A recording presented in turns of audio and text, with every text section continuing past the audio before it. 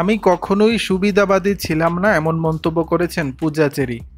শিশুশিল্পী হিসেবে রূপালী পর্দায় আত্মপ্রকাশ, এরপর গত 6 বছরে 12টিরও বেশি ছবিতে অভিনয় করে দর্শকদের মন জয় করেছেন পূজা চেরি।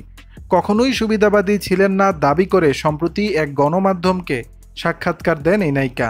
এ সময় পূজা চেরি বলেন, সত্যের পক্ষে দাঁড়ানো অত্যন্ত গুরুত্বপূর্ণ।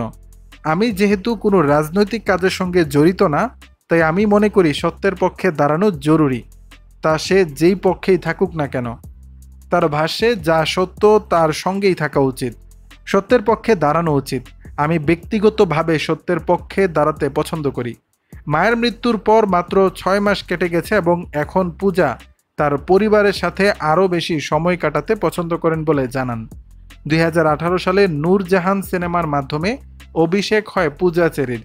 পোড়ামন টু, গলুই দহনের মতো সিনেমায় অভিনয় করে প্রশংসা কুড়িয়েছেন এ নায়িকা।